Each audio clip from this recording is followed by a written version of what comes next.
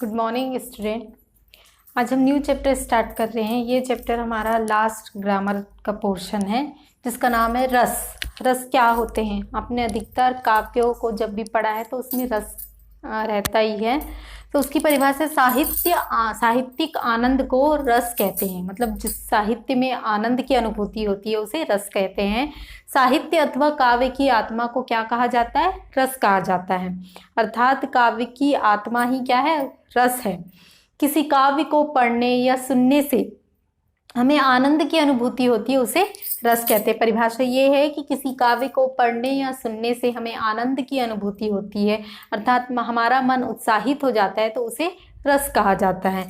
रस का सूत्र है विभाव, अनुभाव, व्यभिचारी, संयोगाद् रस निष्पत्ति। अर्थात विभाव, अनुभाव, व्यभिचारी, व्यभिचारी को संचारी भाव भी कहा जाता है, के संयोग से रस की निष्पत्ति होती है। अर्थात रस की निष्पत्ति कैसे होती है? विभाव, अनुभाव, संचारी भाव आदि के संयोग से रस की निष्पत्ति होती है। निष्पत्ति यानी उत्पत्ति। अब इसमें आते हैं, हर एक रस का क्या होता है? एक स्थायी भाव होता है, अर्थात एक भाव होता है। तो स्थायी भाव होगा प्रत्येक मनुष्य के चित्त में। चित्त का अर्थ होता है मन में। मन में कितने होते हैं? 9 स्थायी भाव होते हैं। कितने स्थायी भाव होते हैं? 9 होते हैं। कौन कौन से हैं? आगे पढ़ते हैं। अब यहाँ पे है भाव और रस। रति अर्थात प्रेम। ठीक, तो ये कौन सा होगा? श्रृंगार रस। दूसरा होगा शोक, ठीक, तो करुण रस। तीसरा क्रोध, रौद्र रस। क्रोध यानी गुस्सा, सबको पता है। वैराग्य अर्थात शांत। वैराग्य की उत्पत्ति कब होती है? जब मनुष्य में किसी प्रकार की इच्छाएं नहीं होती है, उसका मन शांत हो जाता है तो उसे वैराग्य की प्राप्ति होती है। तब वह कौन सा रस होगा? शांत रस होगा। उत्साह, वीर रस। हंसी, हास्य रस। भय, भयानक रस। विस्मय, अद्भुत रस। घृणा, विभत्स रस। तो ये हो गए 9 रस। इनके अलावा भी 2 और रस आते हैं जिन्हें भक्ति रस कहा जाता है, और जैसे प्रेम के अंतर्गत हुआ वात्सल्य रस, संतति रस और भक्ति रस। तो इसमें क्या होता है? भक्ति में अर्थात भगवान की भक्ति वाली बात होगी। और दूसरा है वात्सल्य रस यानी प्रेम, तो ये वात्सल्य रस के अंतर्गत आता है। अब पढ़ते हैं संचारी भाव। प्रत्येक मनुष्य के मन में उठने गिरने वाले मनोभावों को संचारी भाव कहा जाता है। संचारी भाव क्या था? अर्थात देखिए, हम किसी व्यक्ति को देखते हैं तो हमें हमारे मन के अंदर उसके प्रति प्रेम की भावना होती है, कभी कभी उसके प्रति घृणा की भावना होती है। तो ऐसे बहुत सारे मनोभाव हमारे मन के अंदर में उत्पन्न होते हैं। तो इन्हीं मनोभावों को क्या कहा जाता है? संचारी भाव कहा जाता है। ये स्थायी नहीं होते, क्षणिक होते हैं। क्षणिक का मतलब कुछ क्षण के लिए होते हैं, परमानेंट नहीं होते, स्थायी नहीं होते। जो मैंने पहले स्थायी भाव बताया था वो हमेशा स्थायी होते हैं। हमारे मन के अंदर करुण, शोक, ये सारी चीजें स्थायी रूप से होती हैं। लेकिन जो संचारी भाव हैं ये हमेशा स्थायी नहीं होते, ये क्षणिक होते हैं, अर्थात कुछ क्षण के लिए। जैसे हमने किसी गरीब व्यक्ति को देख लिया तो हमारे मन में दया की भावना आई, वो कुछ क्षण के लिए आई। फिर हमने किसी अमीर व्यक्ति को देख लिया तो हमें हमारे मन के अंदर घृणा की भावना आई। तो ये क्या है? कुछ क्षण के लिए होता है, कुछ क्षणिक होता है, ठीक है। तो यह हमेशा मतलब हमारे मन के अंदर ही उठने वाले मनोभावों को संचारी भाव कहते हैं। इनकी संख्या कितनी है? 33 होती है। हमेशा ध्यान देंगे, क्वेश्चन पूछा जाता है कि संचारी भाव की संख्या कितनी है। संचारी भाव की संख्या 33 है, यानी 33, जो कि इस प्रकार है। निर्वेद पहला, दूसरा आवेग, तीसरा दैन्य, चौथा श्रम, पांचवा मद, छठवा जड़ता, सातवां उग्रता, मोह, विबोध, स्वप्न, अपस्मार, गर्व, मरण, अलसता, अमर्ष, निद्रा, स्मृति, अवहितता, औत्सुक्य, उन्माद, शंका, मति, व्याधि, संत्रास, लज्जा, हर्ष, असूया, विषाद, धृति, चपलता, ग्लानि, चिंता, वितर्क आदि ये क्या है? संचारी भाव हैं, ठीक है। अर्थात हमारे मन के अंदर ये 33 भाव कुछ क्षणों के लिए उत्पन्न होते हैं और उसके बाद फिर भी नष्ट हो जाते हैं, अर्थात क्षणिक होते हैं। अब आते हैं हम, सेकंड पॉइंट है हमारा विभाव। विभाव क्या होता है? विभाव भाव जागृत करने वाले कारक को विभाव कहते हैं। अर्थात हमारे मन में किसी भी प्रकार के भाव को जागृत करने वाले भाव को क्या कहते हैं? विभाव कहा जाता है। अब है विभाव के प्रकार, विभाव के कौन कौन से प्रकार है? विभाव दो प्रकार के होते हैं, पहला आलंबन विभाव, दूसरा उद्दीपन विभाव। ठीक है, तो सबसे पहले हम पढ़ेंगे कि आलंबन विभाव होता क्या है। आलंबन, पर्दे पर प्रकट मूल विषय को आलंबन विभाव कहते हैं, अर्थात जो पर्दे पर हमको दिखाया जाता है उसमें जो भाव होते हैं उसे आलंबन विभाव कहते हैं। जैसे मैं एग्जांपल ले रही, राम को देखकर सीता के हृदय में प्रेम उत्पन्न हुआ। राम को देखकर सीता के हृदय में प्रेम उत्पन्न हुआ। तो यहाँ पे आपको एक चीज मैंने उदाहरण बताया है, आपको समझाने के लिए उदाहरण बताया, साथ में आपको ये भी जानना है कि आलंबन दो प्रकार के होते हैं। पहला है, आलंबन के दो भेद होते हैं, पहला आलंबन, दूसरा आश्रय। ठीक है, तो यहाँ राम क्या है? आलंबन है। ठीक है, दूसरा इसमें आश्रय क्या है? सीता। ठीक है, क्यों? देखो, राम को देखकर सीता के हृदय में, ठीक है, अर्थात राम क्या हुआ? आलंबन हुआ। राम प्रमुख है, ये नहीं है कि मतलब आश्रय क्या होता है? जिसके हृदय में वह भाव उत्पन्न होता है वह आश्रय होता है, लेकिन जिसके लिए भाव उत्पन्न होता है वह क्या होगा? आलंबन होगा। तो यहाँ पे आलंबन क्या होगा? राम आलंबन होगा, और आश्रय क्या होगा? सीता आश्रय होगी। ठीक है, तो आपको हमेशा ध्यान देना, आलंबन क्या होते हैं? जिसके कारण भाव उत्पन्न होते हैं वह आलंबन होता है, और जिसके लिए भाव उत्पन्न होते हैं, जिसको भाव उत्पन्न होते हैं वह क्या होगा?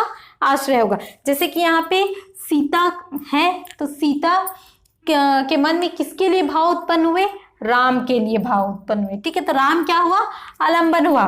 ठीक है, अब यहाँ पे पूछा आश्रय क्यों, तो किसके मन में भाव उत्पन्न हो रहे हैं? ठीक है, सीता के मन में भाव उत्पन्न हो रहे, किसके लिए? राम के लिए। तो राम यहाँ पे क्या हुआ? आलंबन, और सीता क्या हुई? आश्रय। ठीक है, उसी प्रकार आलंबन आपको ध्यान देना है। आलंबन की परिभाषा है, आलंबन वह है जिसे देखकर भाव जागृत होते। आलंबन क्या है? जिससे, यानी राम क्या है? यहाँ पे आलंबन है, तो राम को देखकर सीता के मन में क्या हुए? भाव जागृत हुए। आश्रय है वह जिसके हृदय में आलंबन को देखकर भाव जागृत, अर्थात सीता के हृदय में भाव जागृत हुए, तो सीता क्या है? यहाँ पर आश्रय है। तो आपको ध्यान देना है कि विभाव के दो प्रकार होते हैं, आलंबन और उद्दीपन। आलंबन के भी दो प्रकार होते हैं, पहला आलंबन और आश्रय। तो जब भी एग्जाम्पल दिया जाएगा तो आपको ये चीज ध्यान रखना है कि किसके बारे में है और किससे है। यहाँ पे सीता के हृदय में उत्पन्न हो रहे भाव, तो सीता क्या है? आश्रय, और सीता के मन में किसके लिए भाव उत्पन्न हो रहे? राम। राम यहाँ क्या होगा? आलंबन होगा। इस चीज को मैं बार बार बता रही हूँ, राम क्या है? आलंबन है, और सीता क्या है? आश्रय है।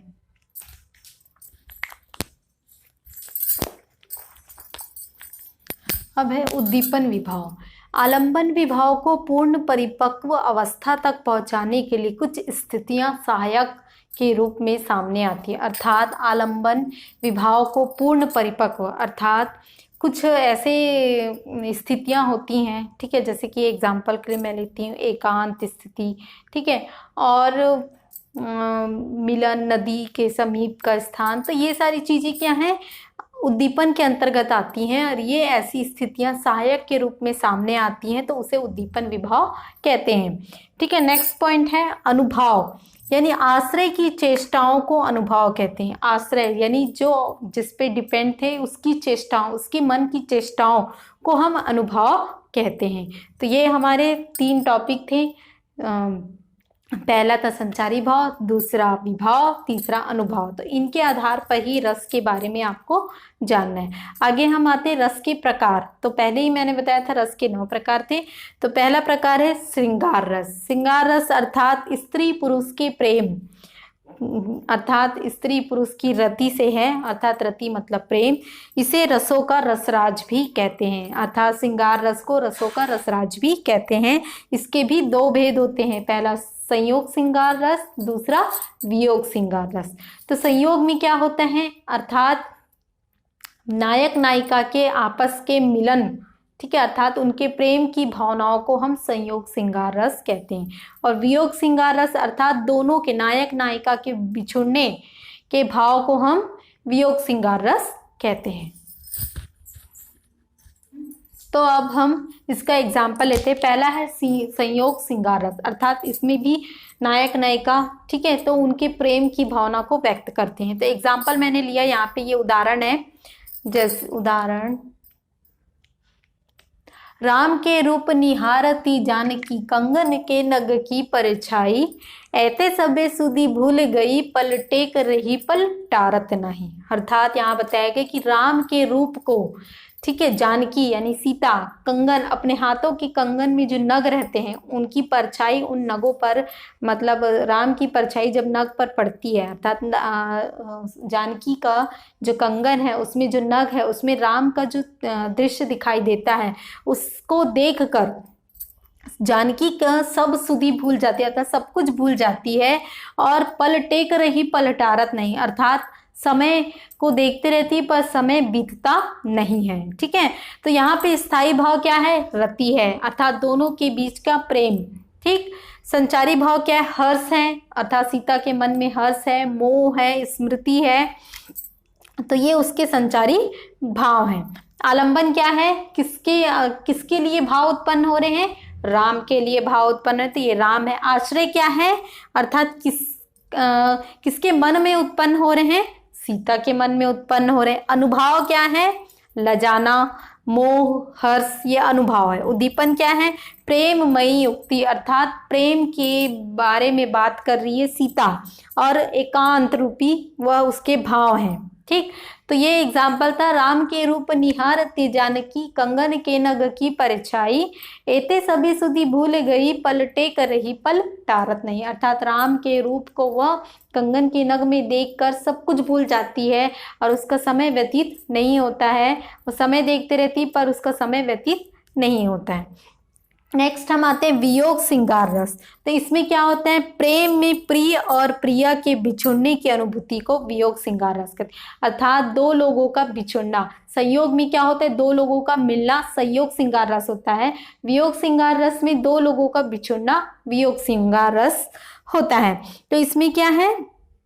इसमें दो लोगों का मिलन ना होते बिछुड़ जाते हैं। ठीक है, अब वियोग श्रृंगार रस का उदाहरण था, निस दिन बरसत नैन हमारे, सदा रहती पावस ऋतु हम पे, जबते श्याम सिधारे। अर्थात यह श्री कृष्ण और गोपियों की पंक्तियां हैं। ठीक है, तो श्री कृष्ण अर्थात गोपियां श्री कृष्ण को अपना प्रिय मानती थी, तो उनके बिछड़ने से, उनके चले जाने से गोपियां बहुत आहत थीं। तो उनकी ही पंक्तियां हैं, निस दिन बरसत नैन हमारे, सदा रहती पावस ऋतु हम पे, जबते श्याम सिधारे। ठीक है, तो इसका स्थायी भाव क्या है? रति यानी प्रेम। संचारी भाव उग्रता, अर्थात गोपियों के मन में गुस्सा था, क्रोध था। आलंबन था प्रिय कृष्ण का वियोग, अर्थात गोपियों के मन में श्री कृष्ण से बिछुड़ने का गम था। आश्रय क्या थी? गोपियां थी। अनुभाव क्या था?